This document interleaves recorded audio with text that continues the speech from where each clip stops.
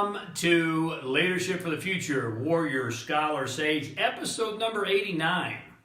89. We're quickly approaching 2 years that we've been doing a live cast right here every single week, exploring the psychology and the strategy to powerfully lead both your life and business, and I'm going to encourage you to lead your life first and foremost, then lead your business, because the world definitely needs more leaders. Now, while we're waiting for people to weigh in down below, if you're on Facebook, please do so.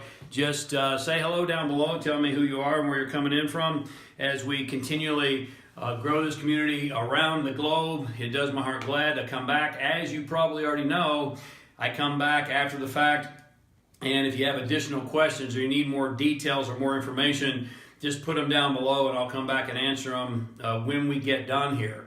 On Instagram, thank you for being here. On Twitter, thanks for being here. And if you know someone, I bet you do, who could lead their life more powerfully, if you know someone who could lead their business more productively, then just hit that share button right down here. On Facebook, it's right down here. On Twitter, you can retweet. And on Instagram, you can invite people to show up, your friends and family as well. Now, while we're waiting, before I do a shout out to those of you who shared last week, which I really appreciate on Facebook, let me just also say that today's topic is a topic about feelings.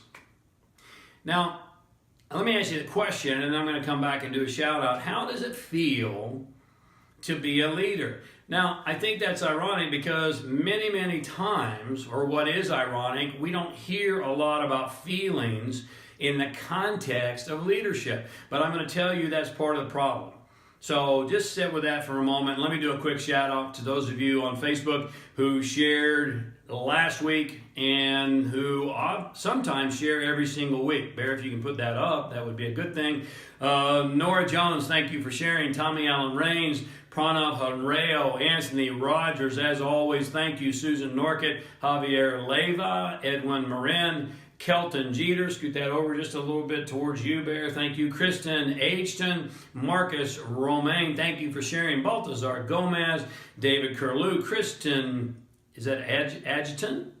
Adjutant, thank you, Kristen, for sharing. Charlene Aoki, I'm seeing a lot of these names every single week, and a lot of them I'm working with you one-on-one. Hey, by the way, if you're one of those people who's working with me one-on-one, either in a coaching session or at Leadership for the Future or anything we're doing live, just weigh in down below and say something about what you're getting from that and what you're benefiting from, because that will help bless all these people who are dialed in here today, all the others who are dialed in who have not taken that to the next level yet. Cottonwood Stone, you're one of those people. Weigh in down below and tell the crowd, the crew, what you're getting from working with me. Renee Dean, is that Renee?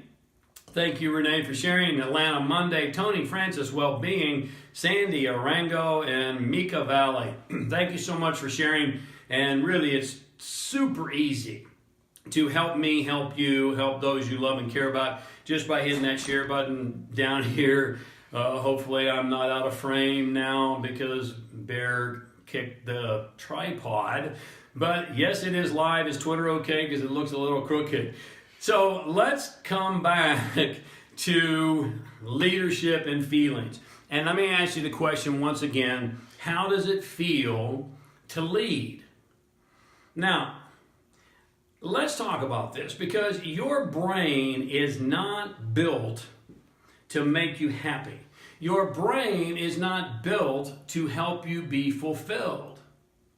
That's a fact. Neurosciences tells us this. Many other sciences tell us this. Your brain is built primarily to help you avoid danger and to survive. Now, there's so many applications here of leadership in life, in relationships, in business, because what I find consistently is two people go into a relationship and they have not really been conditioned to love. They've not really been conditioned to communicate. They've not really been conditioned to connect. And therefore, because the brain is built to avoid danger and to help you survive, all the way back to our ancestry, then there's tremendous disconnect, because if one person has been conditioned to love, to communicate, connect, and the other person has not, but they've been conditioned only to survive and to avoid danger, do you see where this is going? Do you see how this implicates teams? If you're a leader of a team, do you see how this implicates your own life? I hope that you do.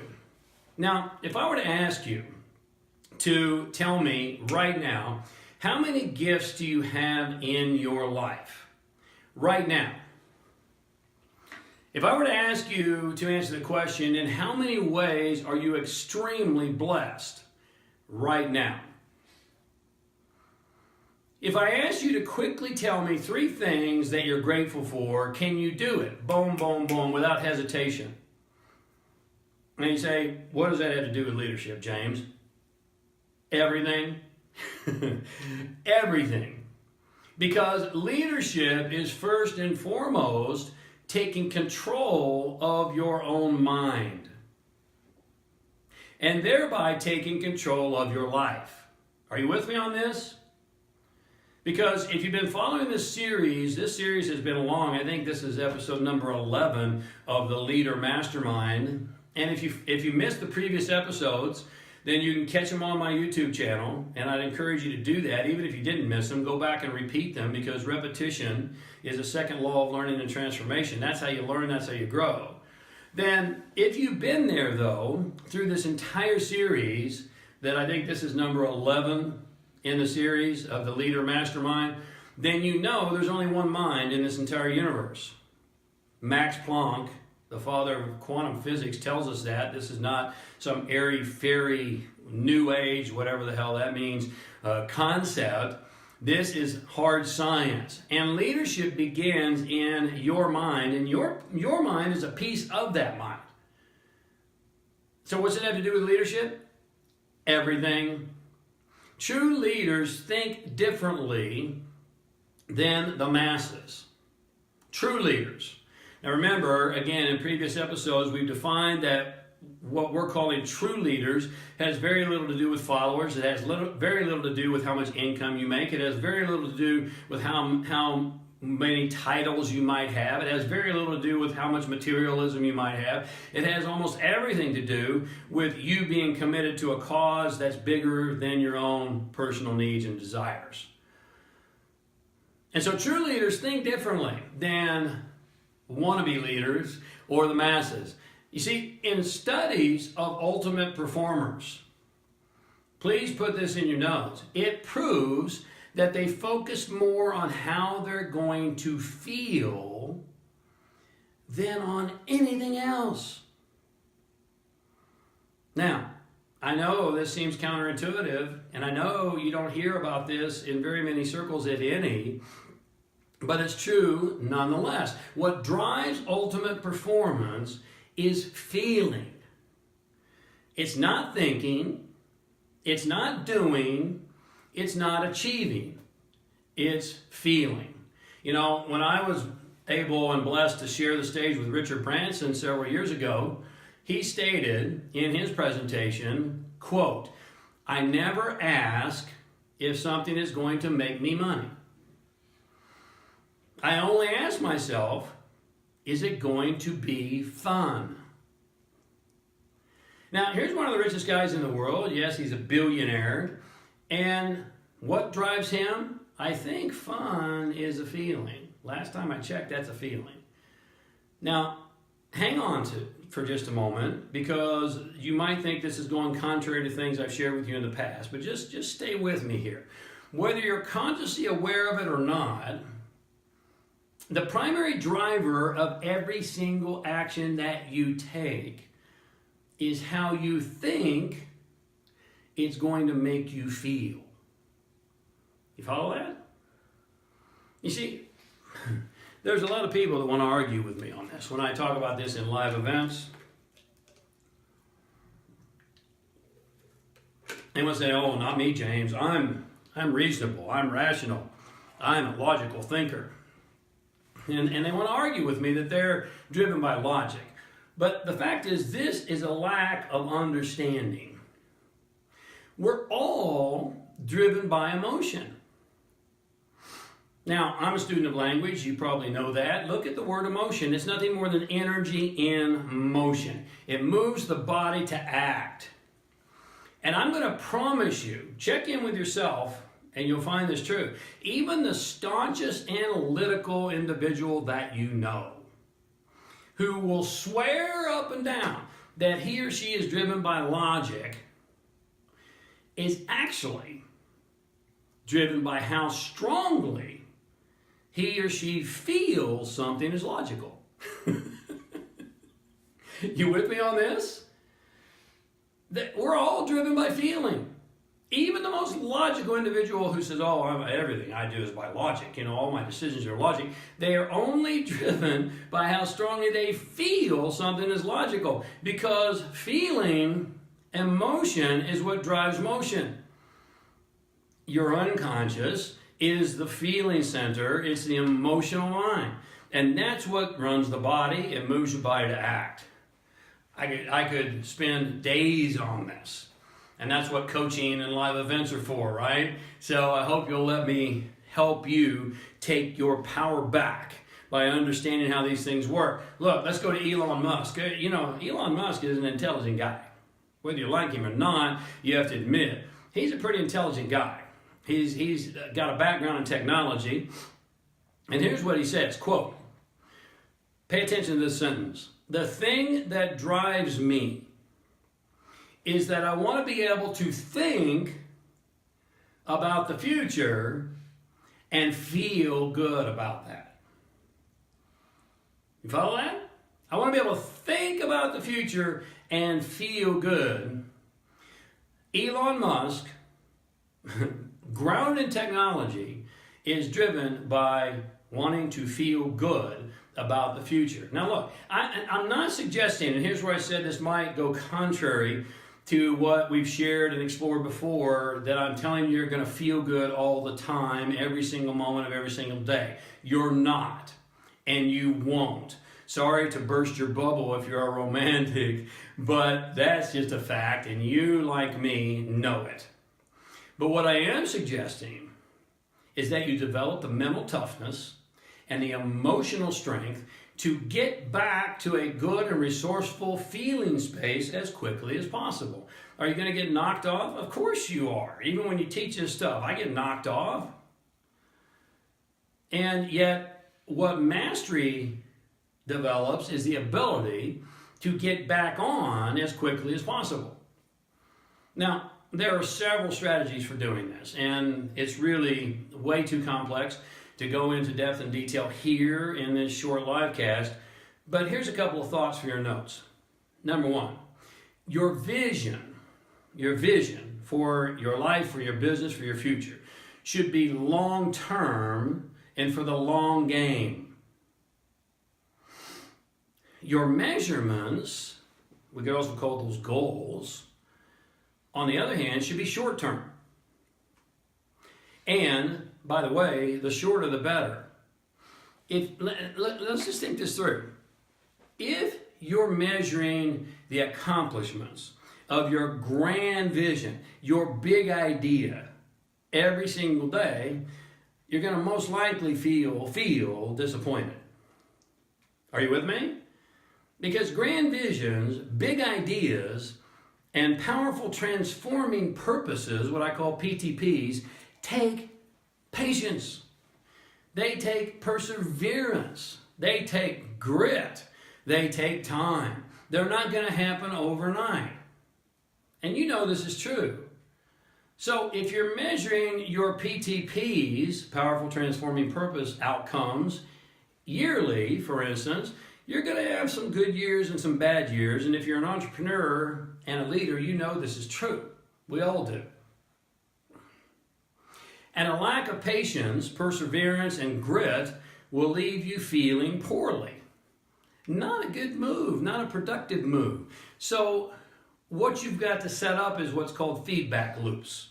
And your feedback loop should be as short and quick as possible. Now, there's a lot of research on feedback loops, and I've addressed those in previous episodes. You can catch them on YouTube, on my YouTube channel. And you really should, because this is profound information we're not going to get into here today. But suffice to say that if you measure moment to moment, think about this. You have a greater opportunity to find good and great feeling moments. Now, here's what we know. All feelings are transitory. They come and they go, right? Like the tide. It washes in, it washes out. Like a pendulum. It swings to the right, it swings to the left. Yeah, if you measure moment to moment, there's going to be some not so good moments. It's part of life. But those not so good moments are going to be quickly canceled out by the good ones that follow. So once again, because feelings are transitory, emotions are transitory, if you want to know more, you have to notice more. Did you get that? I'm going to repeat it. It's important. If you want to know more, you have to notice more. And the fact is, you like me know a lot of people who are just sleepwalking through life and they don't notice much of anything. Right? They're just sleepwalking through life. But leadership and mastery begins to stop that cycle and begin to notice more, pay attention more, because we realize for everything in life you must pay attention. And if you don't pay attention, you pay with pain. If you want to know more, you must notice more. Make your feedback loops tight. The tighter, the better. Your PTPs, powerful transforming purpose, your grand vision, your big ideas are long-term, but your measurements are short-term. Your goals are short-term. That way, you're not hanging out waiting for this, 1 year, 3 year, 5 year, 10-year manifestation to come, or a lifetime. If you really have your PTP, that's a lifetime achievement. And so consequently, you might spend a lot of that lifetime not feeling so good because you haven't gotten there yet. You with me on this? So that brings us to the next axiom for the leader mastermind. If you've been following along, here's your next one. Write it down. The leader is always and only grateful for what he has right now. For he realizes that life is a blessing and a gift. And you know what else he realizes? We've talked about this in previous episodes too, that gratitude is a powerful and attractive and creative energy force. Gratitude pulls more things towards you to be grateful for. Dissatisfaction and a lack of gratitude repel them. So let me repeat that. This is the next axiom. The leader mastermind is always and only grateful for what he has right now. For he realizes that life is a blessing and a gift. And gratitude, he also realizes that gratitude is a powerful, attractive, and creative energy force. Look, here's a fact. You're successful the minute that you're grateful. You say, James, how is that? How can I be successful with where I am right now? Because what you're ultimately looking for, think about what we've just explored, is to feel good about yourself, about your life, about your relationship, about your finances, about your business. What you're ultimately looking for is to feel good. Even Elon Musk is looking to feel good. Even Richard Branson is looking to feel good. I could give you many more examples, and I hope you're feeling into this right now. You're ultimately looking to feel good. So the minute you're grateful, you got what you're looking for. Doesn't mean you don't want more to be grateful for. Of course you do. But the more you discipline yourself to get back to a good feeling space, to get back to a good feeling space, the more good feeling spaces you'll experience, because like creates like. The more you feel good, the more you'll do things to feel good for. Not to mention, you'll be so much more resourceful. You'll be so much more fulfilled. When you're feeling good, allowing you to create more to be grateful for. You follow that? You'll be so much more resourceful, so much more fulfilled when you're feeling good, which allows you to create more to be grateful for. Even if you're in tough times right now, as hard as it is, I'm not suggesting it's easy. And you know anything about my life? You know I know. When I was in the pit of hell, I worked to get grateful and to find things to be grateful for. And you know what? I found them. I found them. Wasn't easy. But the more I found them, the more I was able to be resourceful, and the more I was able to be fulfilled, the more I was able to use the time wisely, and the more I was able to leverage the things that I could leverage in the moment. So, play for the long game, your powerful transforming purpose, your big idea, your grand vision, and measure for the short. Be grateful for the small things, and you know what will happen? You'll be given greater things in time. Be faithful over a little bit, and you know what will happen? You'll be given a lot in time. You know, so many people want to say to me, James, how can I be grateful for this current job I'm in? How can I be grateful for this current financial, twisted up situation I'm in? How can I be grateful in this hellacious relationship and this disconnect that I'm in? How can I be grateful when I'm not healthy and vibrant and whole? How can I be grateful? And what I'm going to suggest to you, I'm not going to minimize the pain of those. But you see, pain is the mother of all growth. Pain is not a signal to suffer. Pain is a signal to grow. And when you outgrow your current position, you'll burst forth into greater and greater horizons. That's true leadership. And when you are able to do that for yourself, you're going to be empowered and enabled to help others do the same. And that's the great gift that life and God have given me. Going through my grand tsunami, going through the pit of hell, to be able to find heaven in the midst of hell makes heaven truly found. And then when you can do that, not easy, constant work, the most difficult work you ever do and the most rewarding work you ever do. When you finally are able to begin to do that, even just a little bit, then you are enabled and empowered to help others do it as well. And that, my friend, that's a fulfilling life. And that's why you're here. And that helps you live and fulfill and actualize and achieve your purpose in this lifetime. Look, if this has been of value, once again, hit that share button down below and help me help you, help those that you love and care about. And there's a link above my head here on Facebook. If you'd like to work with me live like so many, hopefully some have weighed in. Bear, did anybody weigh in down below? Yeah, good. Thank you for weighing in, whoever you are. Thank you for weighing in. If you would like to work with me at deeper and deeper levels and broader understanding, then just click the link here on Facebook above my head and let's get together and let's rock and roll. Also on Twitter, it's above my head. On Instagram, it's in my bio. Until we speak again, as always, thank you so much for being here. Be a leader. Live your purpose and take your power back.